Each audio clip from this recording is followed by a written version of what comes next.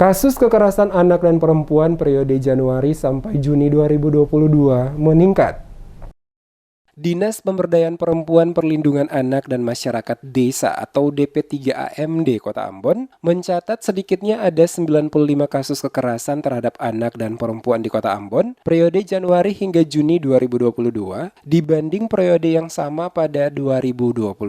Dinas P3AMD mencatat sebanyak tahun 2021 dari 88 kasus didominasi persetubuhan anak sebanyak 34 kasus. Sementara tahun 2022, kasus persetubuhan anak 20, cabul anak 14, kekerasan terhadap anak atau KTA 15, sedangkan penelantaran anak TPPO, bully, serta sodomi masing-masing 1 kasus. Kepala Dinas P3AMD Kota Ambon Megi Lekatompesi menyatakan, kekerasan anak didominasi oleh kasus kejahatan seksual. Umumnya dilakukan oleh orang-orang terdekat, yakni ayah kandung, kakek, dan juga paman korban. Sedangkan kasus kekerasan terhadap perempuan yaitu KDRT 18, penelantaran 7, penganiayaan 6, pemerkosaan 2, ITE 3, TPPO dan KTP, serta perbuatan tidak menyenangkan masing-masing 1, pencemaran nama baik 2 kasus. Jika menelisik angka kekerasan anak periode Januari sampai Juli 2022 dibandingkan yang terjadi sepanjang tahun 2021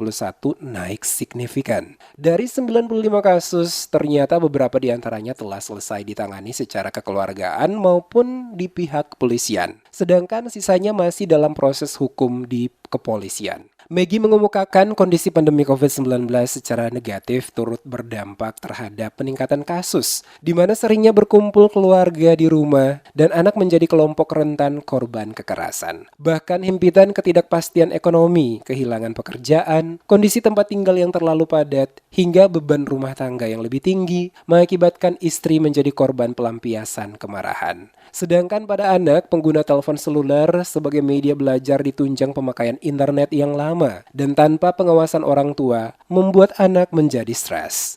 Kalau kita lihat, terutama untuk kasus kekerasan terhadap anak, kalau dibandingkan angka 2021 per Juni dengan angka Juni tahun ini memang dia naik.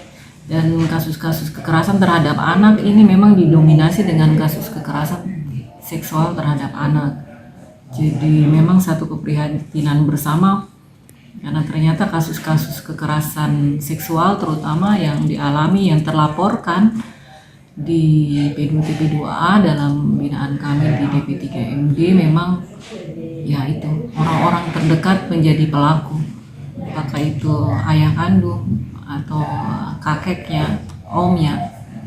Megi menambahkan upaya pencegahan dan penanganan yang melibatkan seluruh elemen masyarakat sangat diperlukan. Sehingga Dinas P3AMD Kota Ambon mendorong warga untuk berkolaborasi dalam memberikan edukasi tentang kekerasan seksual, serta ikut mencegah dan menangani kekerasan seksual yang difasilitasi RT RW. Tingginya kasus kekerasan terhadap perempuan dan anak di Kota Ambon menunjukkan upaya perlindungan terhadap mereka dari berbagai jenis diskriminasi dan tindak kekerasan termasuk perdagangan anak yang belum berjalan optimal.